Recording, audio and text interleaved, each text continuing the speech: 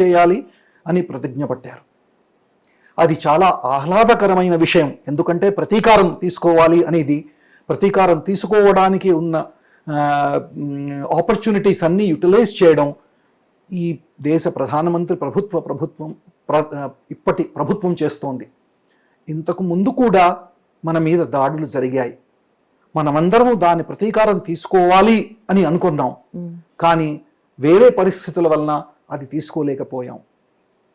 ఉరి తర్వాత surgical strikes, Pulwama దాడి తర్వాత బాలాకోట్ ఎయిర్ స్ట్రైక్స్ జరిగాయి.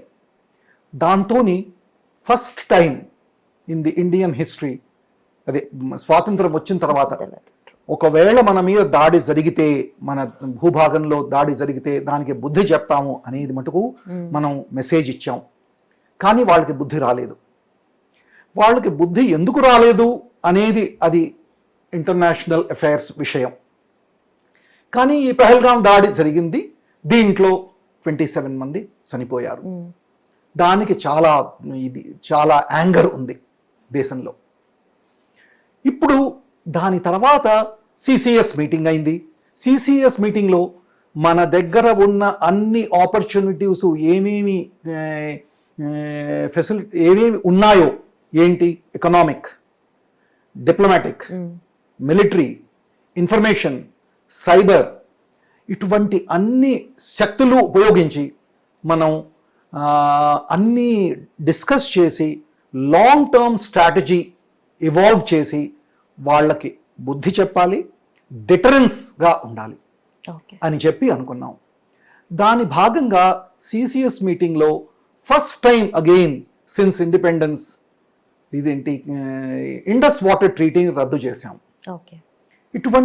ఇన్నిసార్లు మనం యుద్ధానికి వెళ్ళాము. కార్గిల్ అయింది 71, 47, 65, 71, 99, ఇన్ని వెళ్ళాం, ఇన్ని యుద్ధాలు అయ్యాయి. కానీ ఎప్పుడు ఇండస్ వాటర్ ట్రీటీని మనం రద్దు చేయలేదు. ఇది first bold step of the present government. దీనివలన నీళ్లు లేకపోతే పాకిస్తాన్ ఏమైపోతుంది? వాళ్ళకి వచ్చే నీళ్లే ఇండస్ రివర్, ఝేలం రివర్, చేనాబ్ రివర్ నుంచి మెయిన్గా వస్తాయి. మనకి మిగతాది పంజాబ్లో ఉన్న రివర్స్ నుంచి వాటర్ వస్తుంది. ఈ నీళ్లని ఆపాలన్నా, ఈ నీళ్లని యూటిలైజ్ చేసుకోవడానికి మనం డ్యామ్స్ కట్టాలన్నా, ప్రాజెక్ట్స్ కట్టాలన్నా, ఆ సంధిలో భాగంగా మనల్ని నివారించే వాళ్ళు అబ్జెక్షన్ పెట్టేవాళ్ళు. ఇప్పుడు వాళ్ళ అబ్జెక్షన్స్కి మనకి దానికి ఏమీ విలువ లేదు. మనం ఎప్పుడు కావాలంటే అప్పుడు నీళ్ళని మనం వాడుకుంటాము, ఎప్పుడు కావాలంటే వాళ్ళని ఆపేస్తాము, వదులుతాము. మనం వదిలితే ఫ్లడ్స్ వస్తాయి, ఆపేస్తే ఫ్యామిన్ వస్తుంది, డ్రాట్ వస్తుంది. అటువంటి శక్తికి మన భారతదేశాన్ని తెచ్చిన గౌరవం ప్రజెంట్ గవర్నమెంట్కి దక్కుతుంది. ఇదే కాకుండా వెంటనే వాళ్ళు ఎన్నో చర్యలు తీసుకున్నారు. వాళ్ళ హై కమిషన్ నుంచి ఈ మిలిటరీ అటాచీస్ ఎవరుంటారో వాళ్ళని వెళ్ళగొట్టేశారు. వాళ్ళ మొత్తం సిబ్బంది ప్రైమరీలీ వాళ్ళు చేస్తున్నది ఏమిటి? మన మీద నిఘా చేసేవాళ్ళు, మనకి వ్యతిరేక శక్తులు ఏవైతే మన భూభాగంలో ఉన్నాయో వాళ్ళకి డబ్బులు ఇచ్చేవాళ్ళను, వాళ్ళని ఎంకరేజ్ చేసేవాళ్ళకు, వాళ్ళని పార్టీస్కి పిలిచేవారు, అట్లా వాళ్ళని ప్రోత్సహించేవాళ్ళు. ఇటువంటి వ్యవహారాలన్నీ పాకిస్తాన్ హైకమిషన్ నుంచి అయ్యేవి.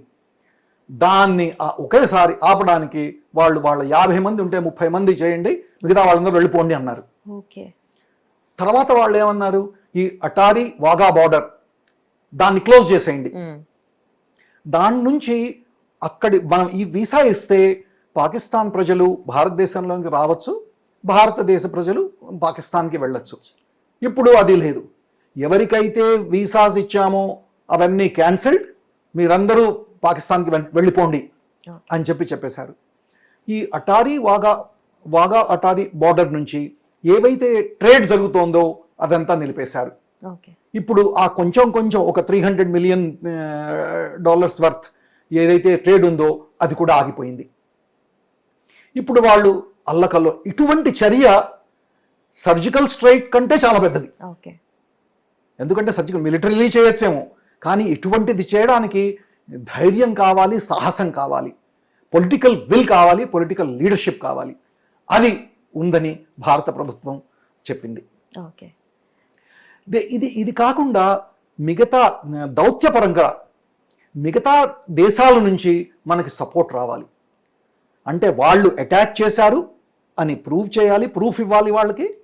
ప్లస్ మనం ఏ యాక్షన్ తీసుకున్నా వాళ్ళు మనల్ని సపోర్ట్ చేసేట్టుగా ఉండాలి. ఓకే. ఎటువంటి పరిస్థితుల్లో మనం అకారణంగా వాళ్ళ మీద యుద్ధం ప్రకటించాము, వాళ్ళని ఎక్స్ప్లాయిట్ చేస్తున్నాము అని ఇంటర్నేషనల్ రిలేషన్స్లో మనం ఆ స్థితికి రాకూడదు. ఇప్పుడు ప్రస్తుతం మనం విక్టిమ్. ఇప్పుడు మనం ఏ యాక్షన్ తీసుకున్నా మిలిటరీలీ కానీ ఎకనామిక్గా కానీ మనతోని మిత్రపక్షాలు మిత్ర దేశాలు మనతో పాటు ఉన్నాయి. రష్యా కానివ్వండి, యునైటెడ్ స్టేట్స్ కానివ్వండి, ఇజ్రాయెల్ కానివ్వండి, యూకే కానివ్వండి, ఇటువంటి దేశాలన్నీ మనతో పాటు ఉన్నాయి. పాకిస్తాన్ ఇట్లాంటి స్థితి వస్తుందని ఊహించలేదనుకుంటా. ఇప్పుడు వాళ్ళకి ఫ్రెండ్స్ ఎవరూ లేరు. చైనా ఫస్ట్ ఏమో మన మీద సానుభూతి తెలిపింది, తర్వాత మేము మీతో పాటు ఉందని చెప్పింది. టర్కీ మేము మీతో పాటు ఉందని చెప్పింది. ఈజిప్ట్ పెద్ద సైన్య బలగం లేకపోయినా కూడా మేము సపోర్ట్ ఇస్తున్నాం అన్నది. అంతే, ఇప్పటికిప్పుడే పాకిస్తాన్ ఐసోలేటెడ్, వాళ్ళకి మిత్రులు ఎవరూ లేరు. అందరూ ప్రపంచమంతా మనల్ని సపోర్ట్ చేస్తుంది. కానీ మనకి ఇంతతో అయిపోయిందా? లేదు. మనది లాంగ్ టర్మ్ స్ట్రాటజీ. పాకిస్తాన్ మన ఇంటర్నల్ అఫైర్స్లో ఇంటర్ఫియర్ కాకుండా ఉండడానికి, ఎక్కడా బాంబు దాడులు చేయకుండా ఉండడానికి, ఎక్కడా ఇన్నోసెంట్ పీపుల్ని చంపకుండా ఉండడానికి, ఇది వాళ్ళని ఆపాలి అంటే మనం లాంగ్ టర్మ్ స్ట్రాటజీ మనకి ఉండాలి. అది ఇవాల్వ్ చేస్తుంది మన ప్రస్తుత గవర్నమెంట్. ఓకే. అండ్ ఆల్సో మన ప్రైమ్ మినిస్టర్ నరేంద్ర మోదీ గారు కూడా ట్రై సర్వీసెస్ కమాండర్స్ కి ఫ్రీ హ్యాండ్ ఇచ్చారు. మీరు చూస్ చేయండి ఏం చేస్తారు అన్నట్టుగా. సిసిఎస్ మీటింగ్ ఫస్ట్ అయింది 22-23 అయింది. తర్వాత నిన్న మళ్ళీ ఒక మీటింగ్ అయింది. ఆ మీటింగ్లో chief of defence staff, chief of army staff, chief of air staff, chief of naval staff, national security adviser Doval and defence minister ప్రధానమంత్రితోని మన దగ్గర మనం ఏమేమి చేయగలవు, ఎంత టైం పడుతుంది, ఏమిటి, అవన్నీ సీక్రెట్. ఇవి మనకి ఉత్త ఫోటో మటుకే చూపించారు వాళ్ళు మాట్లాడుతున్నారని.